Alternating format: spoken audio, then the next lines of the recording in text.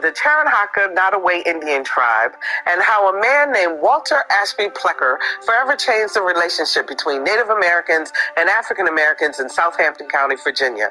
Please welcome to another view Chief Walt Red Hawk Brown, Chief of the Tarahumara tribe, William Lamb Spread Eagle Howell, War Chief of the tribe, and Dr. Tommy Bozier, historian at Norfolk State University.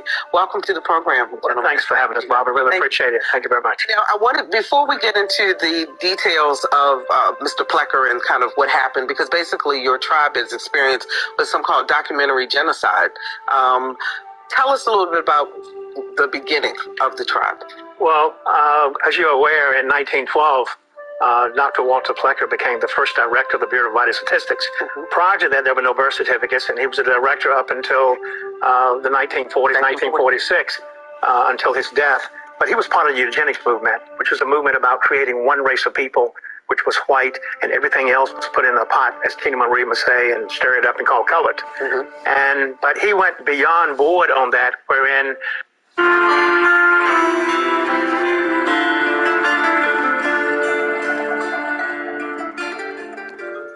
Hi, everyone, and welcome to another view. I'm Barbara Ham Lee. Tonight, a lesson on the Tarahumara Indian tribe and how a man named Walter Ashby Plecker forever changed the relationship between Native Americans and African Americans in Southampton County, Virginia.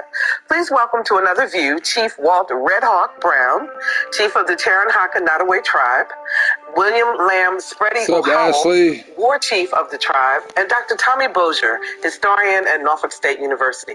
Welcome to the program, gentlemen. Thanks for having us, Bob. I really appreciate it. Thank you very much. Now, I wanted, before we get into the details of Mr. Plecker and kind of what happened, because basically your tribe has experienced what's some called documentary genocide.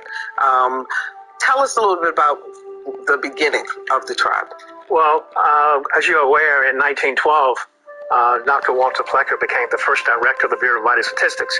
Prior to that, there were no birth certificates, and he was a director up until the 1940s, 1946, until his death. But he was part of the eugenics movement, which was a movement about creating one race of people, which was white, and everything else was put in a pot, as Tina Marie would say, and stir it up and call colored. But he went beyond board on that, wherein, as far as first Americans are concerned, he changed birth certificates and marriage license.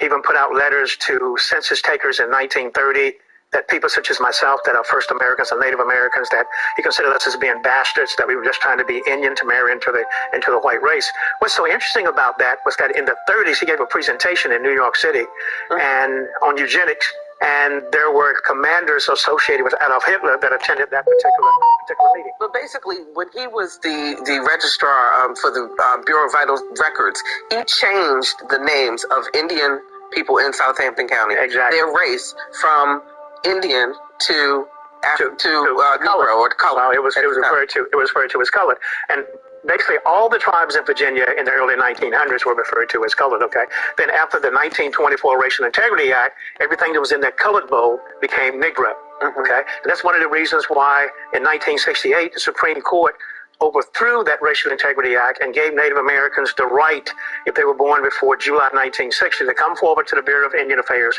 and correct those records that had been changed. But now your tribe was in Southampton County well before all of this. Of course. Okay. As a matter of fact, our history really dates back, according to some archaeologists, to 900 AD. But we have a archaeological dig that was done in Southampton County, which dates back, carbon dated, to 1580. In that particular dig, it's called the Handside dig, and it's called Catalog 44SN22. 131 skeletal remains of my ancestors were dug up, and they're now laying in shoeboxes in the Smithsonian. One of the goals that we have with our Catashaurite town that we're putting together is to have those reinterred, brought back to the county. But what's so interesting about that is that one of the grave remains has been carbon dated to be a colonial lady, about 25, 26 years old. And in her grave, it was 6 foot buried, 6 foot down. There was her sewing kit, her comb, and also the scissors, which are on file at the Department of Historical Resources in Richmond, Virginia. So the history is documented. We are the only tribe in the Commonwealth of Virginia that ever had a gubernatorial mandated special census. As you know, the census is done every year starting 1790, every 10 years. There was a special census done in Southampton County in Cortland, Virginia, at that time was called Jerusalem, wherein the trustees of the reservation went out and actually recorded the names of individuals living on the reservation, even though they didn't document everybody living there, because they coined this term metrilineal. And if the woman was a mulatto, or if the woman was referred to as free people of color, and if the male was a Cherokee Nottoway, they didn't count the children.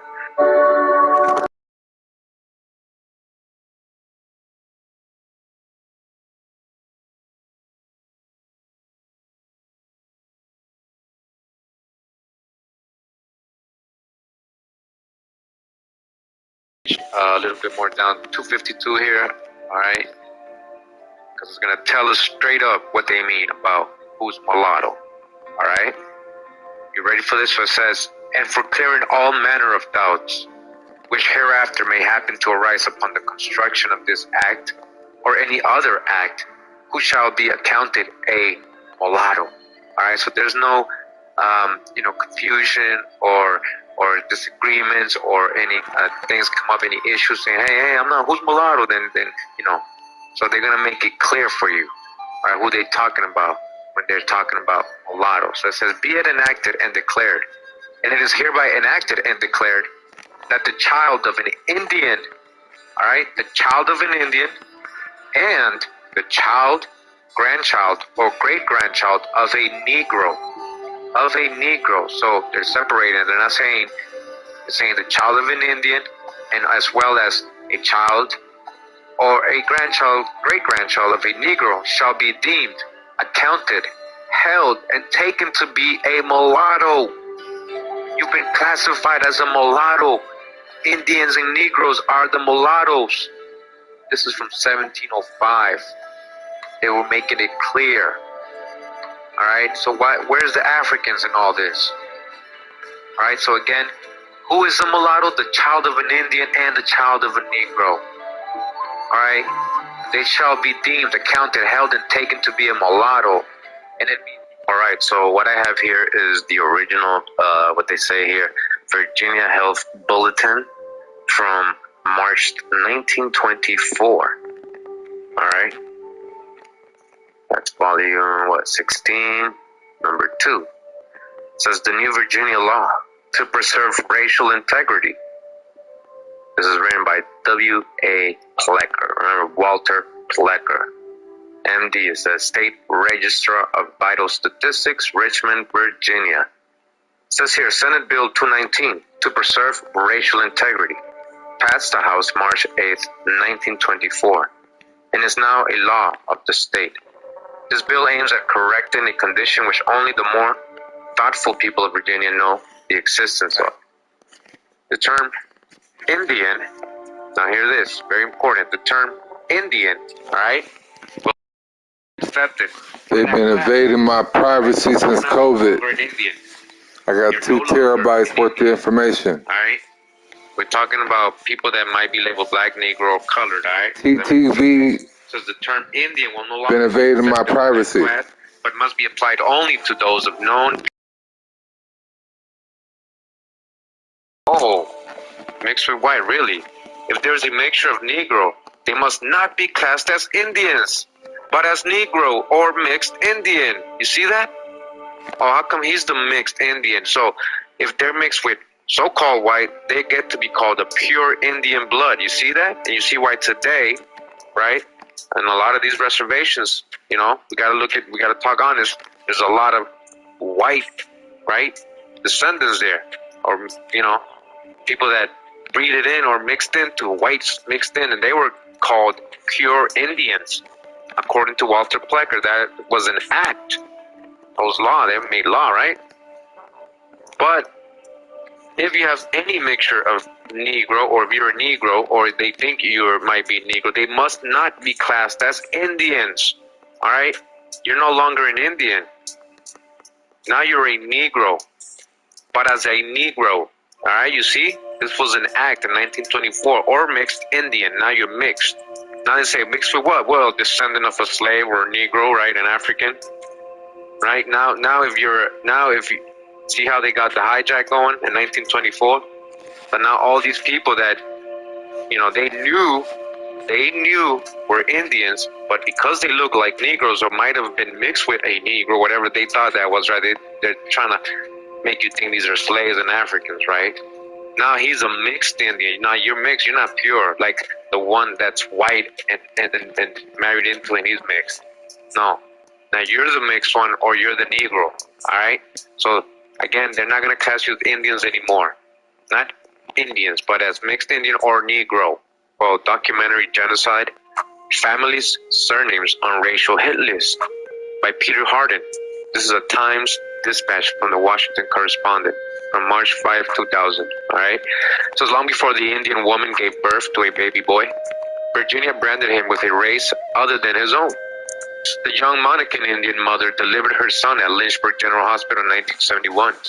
Proud of her Indian heritage, the woman was dismayed when hospital officials designated him as black on his birth certificate. All right, so her son was an Indian. She's an Indian. And what do? They still put black on his birth certificate. All right, black has no legal, weight. It means nothing. It's a crayon color. Why would they label somebody who is known Indian black? They threatened to bar his discharge unless she acquiesced. The original orders came from Richmond generations ago. Virginia's former longtime registrar of the Bureau of Vital Statistics, Dr. Walter Ashby Plecker. All right, so we got him and his story, who he was and what he did. All right, telling that they couldn't be called Indians anymore. They had to be labeled Negroes, colored, or white. All right. He believed there were no real native-born Indians in Virginia, and anybody claiming to be Indian had a mix of black blood. So anybody Indian? So why? Are all the Indians, do they all look colored there? Is that why he's saying they must be black? So he's letting you know that that almost everybody there is colored. All the Indians in Virginia are colored. So they must be black. They have to have some black blood. What do you mean? What does that mean, black blood? What does that mean? An aggressive policing the color line, he classified pseudo-Indians as black, even issued in 1943 a hit list of surnames belonging to mongrel or mixed blood families suspected of having Negro ancestry who must not be allowed to pass as an Indian or white. With hateful language, he denounced their tactics. Says here, quotes, like rats when you are not watching. They have been sneaking in their birth certificates through their own midwives given either Indian or white racial classification, Plecker wrote. 28 years later, the Monacan mother's surname still was on Plecker's list. She argued forcefully with hospital officials. She lost.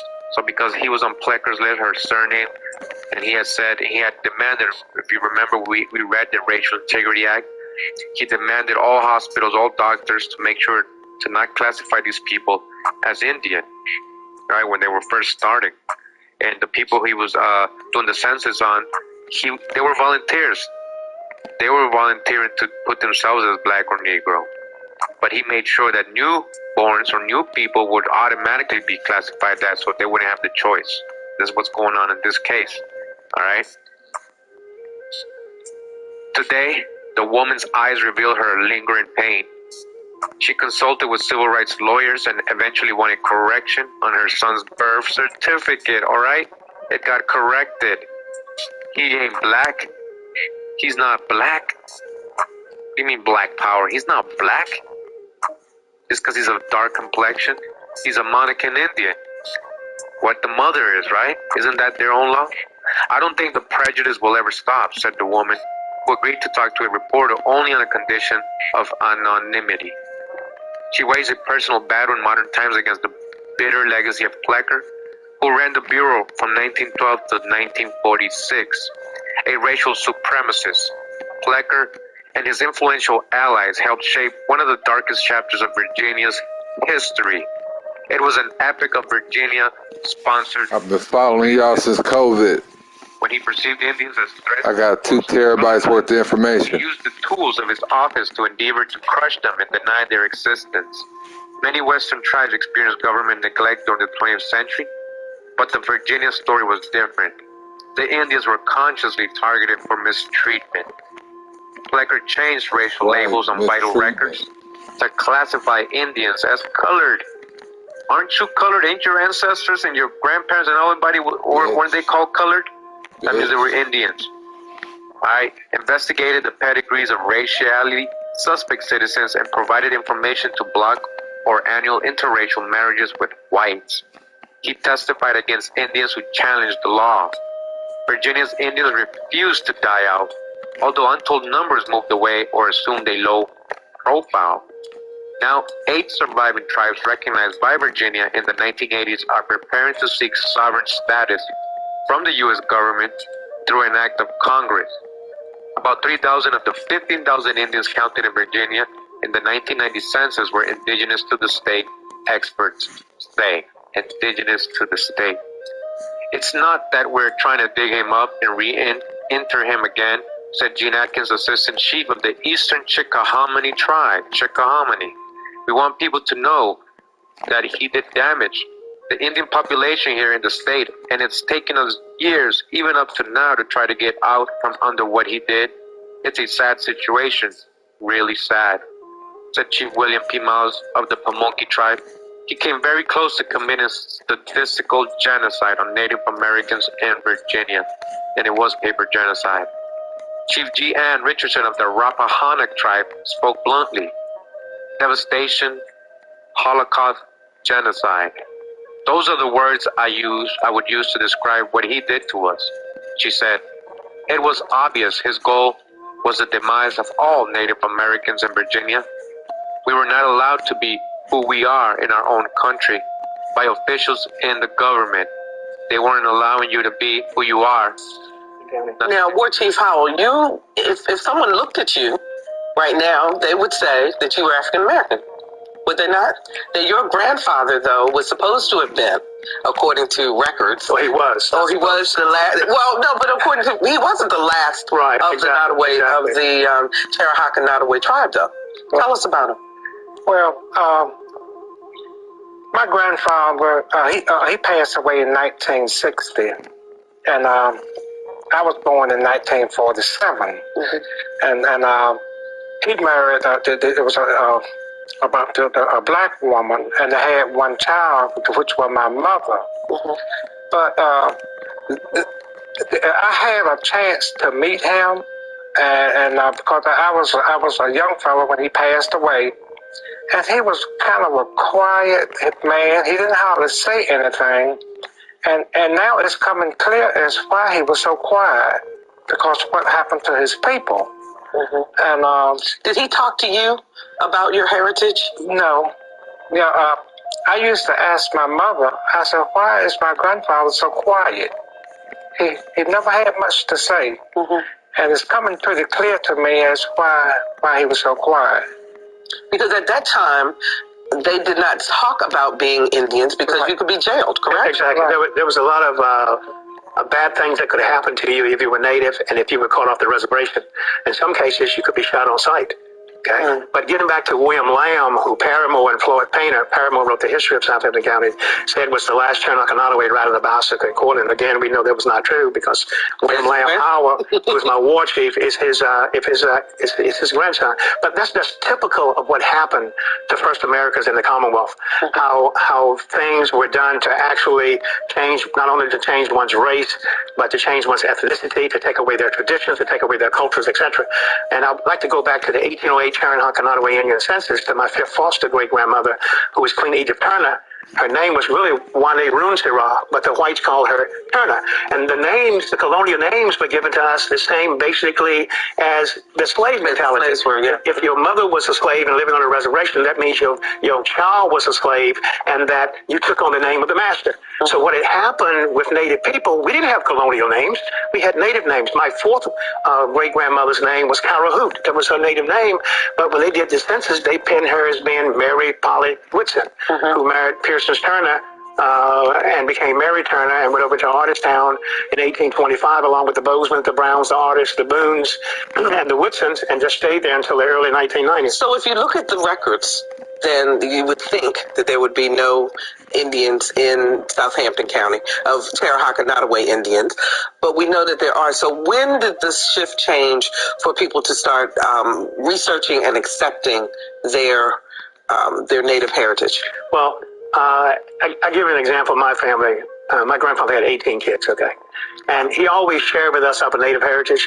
His wife was Ophelia Rogers. That was my father's mother. She was the daughter of Alex Rogers, that is listed on the 1808 Sharonaka Indian census, who was tried for murder in 1820 and found guilty of second-degree murder, did 12 years of hard labor, got out, and went into Nansemond County, married, and went over to Hertford County. But at that time, Native people could not testify for each other. I have the whole court case. It was really self-defense. Now, Native people, my people, were classified as mulatto. Okay. Now that was a term that not necessarily mean half white, half black, or half Indian, half white, or half Indian, half black.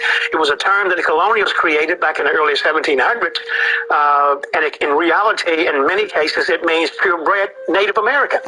And that term mulatto, I mean, the first one was 1824, the first Racial Integrity Act, 1824, and then 1924 was the last one in Virginia that was brought about during the Fleckerism. So when you're doing genealogical searches, unless you can talk to your ancestors, your parents, your grandmothers, great-grandmothers, and I tell people when I do presentations, talk to your people and ask from whence came I, and so I can know how far I still have to go, okay? Because go ahead, I'm sorry. Let me ask Dr. Bozier, talk to me about the relationship then as Indians started to assimilate into other cultures because they weren't recognized on their own. What was happening back then? Yes, and especially when I was growing up, it was standoffish between the Indian Native American community and the African American community because of what had happened to them with past relationships and the Plecker. And Dr. Flecker's very active role in the 1920s. So there was, and of course that has always been the case in the history of any organization. The majority group tend to divide those minorities and keep them separated. But is the relationship any better? Has it changed? Sure, the relationship is better. A lot of us as First Americans were amalgamated into schools for free people of color. Okay, I remember my first time going to school. I walked 2.5 miles a day round trip to a school called Diamond Grove School, founded in 1919 under the Rose Wall. Okay, it was another school that my parents and them went to out of Artistown. Then it became the Rosewall School in 1919. It ended in 1957. Okay, so I had to walk to this school, and I walked back and forth. So there's an amalgamation not only between free people of color and Native people. There was an amalgamation also between colonials. I mean, that happened. Matter of fact, that was one of the things that William Byrd, who was involved in a dividing line between Virginia and North Carolina, and Alexander Spotswood was trying to amalgamate Native people with other races to get rid of the Indians. Now, when you look at the Byrd papers, and you would read his diary on April 7, 1728, he actually visited our reservation in Jerusalem, Cortland, Virginia. And what's so interesting about that, he described how our people look.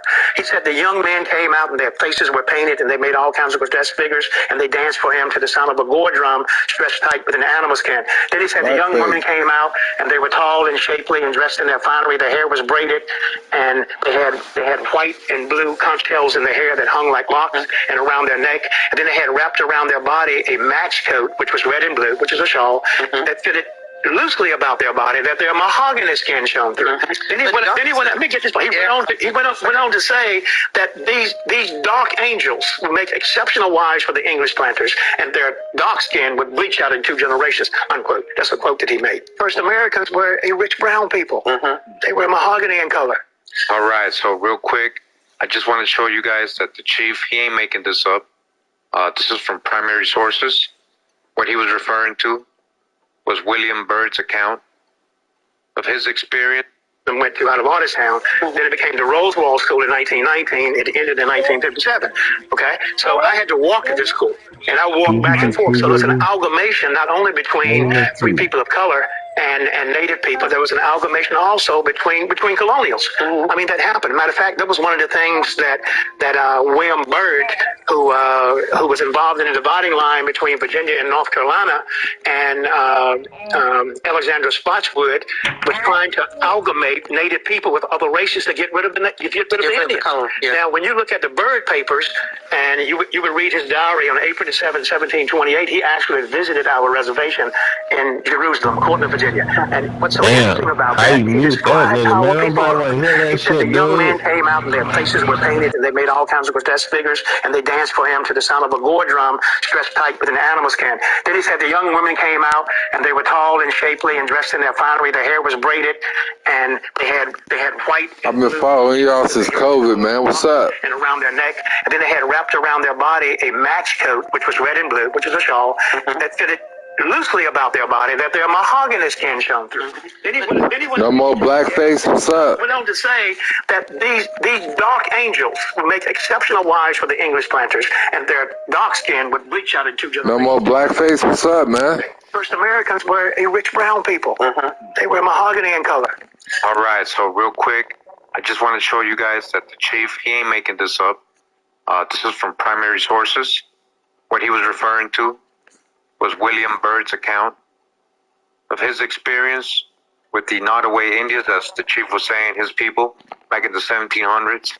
I'm going to read from this. What's up, Han Solo? Histories of the dividing line between Virginia and North Carolina, with introduction and notes by William K. Boyd, Ph.D., professor of history, Duke University. We got this from 1929, the North Carolina Historical Commission. So we're on page 114 of this book. So this is William Byrd's account of the Nottoway Indians in the 1700s in this village of the chief's ancestors. He was telling the lady. The young men had painted themselves, right? In a hideous manner. Hideous to him, right? Not so much for ornament as terror.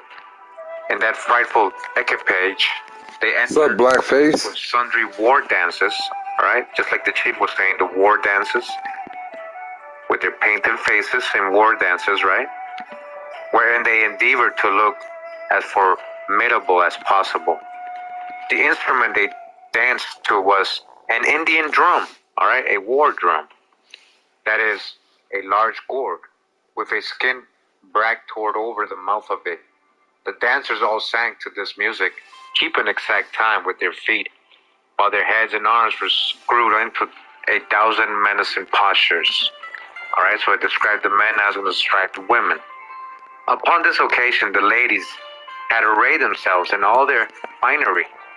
They were wrapped in their red and blue mesh coats, all right, wrapped, thrown so negligently about them that their mahogany skins, all right, their mahogany skins appeared in several parts, just like the chief was saying, they're describing them, Indians, his people, the Nottoway, having mahogany skins. Now, you know, when you look up mahogany wood or mahogany color, what you're going to get is literally reddish brown, right? Red man, brown, reddish brown, all right? Brown, dark brown, almost like the copper color, right? Mahogany, mahogany, and this is mahogany too. Mahogany, mahogany wood color, mahogany wood.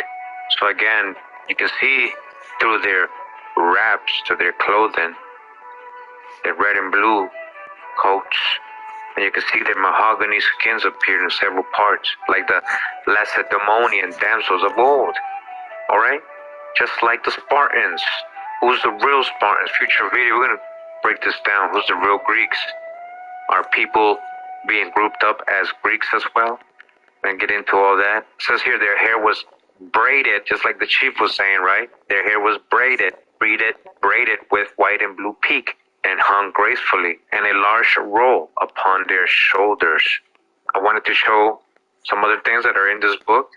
We're on page 3 of this book, okay? And it says here in the bottom, the Indians are generally tall and well proportioned, which may make full amends for the darkness of their complexions. Darkness, all right, dark complexions. Add to this that they are healthy and strong, with constitution. I've been following you since COVID. And not enfeebled by luxury. Besides, morals. I've been following you since I've been working from home. I got 2 terabytes worth of information. And the first adventurers, who had they I appreciate y'all. have had the charity to take this only method of converting the natives to Christianity. All right. Thank you. His opinion here. Right. Again, he's letting you know darkness of their complexion. All right. Over on page 57 of this book, very interesting part here regarding one of the invasion of privacy is real. They're referring to in this book. It says here, in the meanwhile, Shoebrush and I took a walk into the woods and called at a cottage where Let's talk about it. All right, a dark angel surprised us with her charms. A dark angel, huh? Her complexion was a deep copper. A deep copper, huh? So that her fine shape. What's up with the blackface? No more blackface? What's up, man? Fine, deep copper. Her fine shape and regular features made her appear like a statue, and bronze, like a bronze. What's up with the blackface, man? Bronze done by a What's up? masterly hand. She was so appealing to them. See how they're describing her? What's up? To them, she was fine shaped. Shoebrush was smitten at the What's up? and examined all her neat proportions, all right? All her neat proportions with critical exactness. She struggled just enough to make her admire. What's up? So that if I had not been there, he would have been in danger of carrying his joke a little too far. Oh, man. Too far. If the other guy wasn't there, he probably would have done something really bad to her, right? But as you guys can see again, the chief was right describing the dark angel. They couldn't resist her. Her deep copper complexion and her charms, her fine shape, and her neat proportions. So that was a few quoted paragraphs and pages from this book. Hope you guys enjoyed that. You know, this is history, primary sources. Nobody's trying to blackwash anybody, and the chief knows what he's talking about. His people, it's real history, as you guys can see. How many? 182 in our tribe. 280. That can do a paper trail from a genealogy aspect back to an ethno-historic Cherokee Indian surname. That's the only. If you read the Constitution and bylaws on our website, the only way you can join the tribe, you can't say, "Well, I'm Cherokee Nottoway, I got the blood, I'm going to join the tribe." But you have to show us a paper trail. You have to be able to trace it. Yeah. Now, and Dr. Bourgeois, I want to turn to you on this part, because if the records say, you know, the birth certificate says Negro, the marriage certificates, et cetera, how do you work past that to prove the the government is very sympathetic today in light of what happened to the Native Americans in the 1920s in Virginia in particular. So the federal government and even at least the state government is very, very sympathetic about that. But I think there is still a pushback as far as the federal government is concerned in extending recognition to them. And even as I've done research in the various county censuses over the years, I had a very frustrating time in coming across some people who identified as free black in one instance and even white in other instances. Very seldom are they designated as Native Americans, but you see that and you're trying to figure out what's going on. And I know some families who are present day families, I won't mention the family, but because those families, descendants that I know, probably was a Native American aspect to that confusion to the family in the early 19th century. Yeah. What? You have state recognition. Yes, we have state recognition. And you're going for federal. Okay. Working on federal recognition. And if you get federal recognition, what does that mean for the tribe? Well, that provides some additional resources as far as grant dollars and funding for education, etc., and also for starting businesses. State recognition, the way it stands now, basically gives us additional access to grants for schools that were originally founded for Native Americans. And I can say this too, also Hampton University, and Hampton University was the second school in the Commonwealth outside of William and Mary and the Grafton in 1711 that amalgamated Native Americans. They had some 55 different tribes there from 1885 up until 1926. Matter of fact, those buildings and part of the land that Hampton University sits on was given free gratis by an anonymous donor out of Boston. You know what's really interesting? We called Hampton University because we knew that they had the school, and their response and why they didn't want to come on the show was that they felt that they didn't have enough of the history to be able to speak about it. Well, I would debate with them on that because there are a number of books that have been written on it, and actually I have a list of all the tribes that attended Hampton University during that period. Mm-hmm. And the cemetery out there. The cemetery. They will tell you quite a bit. Yes, exactly. Okay, I want to get to some of the regalia that you're wearing and so forth. I want to ask War Chief Howell, first of all, what exactly is a war chief? What do you do? The war chief is like a security officer. You know, anything going on in the tribe wrong, I step in and handle it. That's right. If anyone does, if they can't do their job, I have to be able to step in and do anybody's job in the tribe. That's right. In the absence of the chief, if he can't make it, I step in his absence and do his job. Mm-hmm. So my job is just like a police officer. See, I didn't know that. He's a negotiator also in case we have problems. Is there a meaning to the feathers in your headwear? The Chief Brown have done it. He's wearing a Gustoa. Okay. In our Iroquois language, we say Gustoa, and War Chief he has one feather. I have three. Right, I noticed that. Yeah. But we didn't wear the long flowing head feathers. Many of us in the 16th, 17th, 18th century, early 1800s rather, ran around bare chested and just breech cloth. Okay, men and women. Mm-hmm. So this is something that has been promulgated by way of television and Hollywood. But Western tribes out west, they wore the long eagle staffs. Yeah. Okay. I mean, put the eagle feathers in the eagle bonnet, but we didn't wear that. We were. Your people were hunters. Hunters and fishermen. Yes, exactly. And farmers. We raised hogs. We trapped. We cured hides, and we hunted and we fished. And the ikiing, the women did all the work. The women did the work. We had a great society, didn't we? You know, I'm gonna get you for that one. Now, I made the mistake of almost touching the staff. Talk to me about my that. staff. Yes, your staff. Well, one of the things. This is not an eagle staff. This is my chief's hawk staff. Okay. The eagle staff is like our U.S. flag, and it's normally handled by the iniha, which is men in our Iroquois language. Also, the drum. Normally women don't drum, but some tribes have a women's group that drum. But normally the men do the drumming and the women they sing in the background. Sing. Right.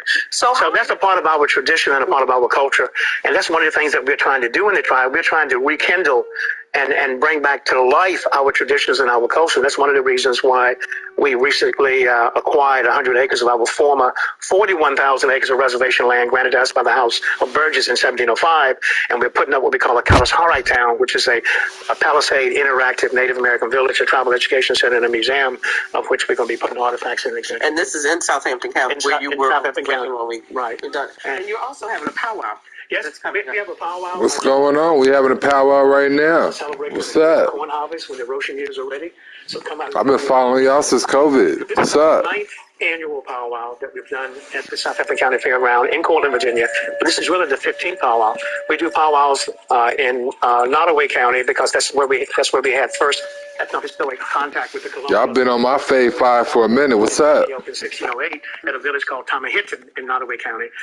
That's the second Saturday. You can't hide no more. We do a powwow. It's time to expose y'all. First Landing Foundation Historical Villages at Port Story. November the 19th and November the 20th. November the 19th is a school day.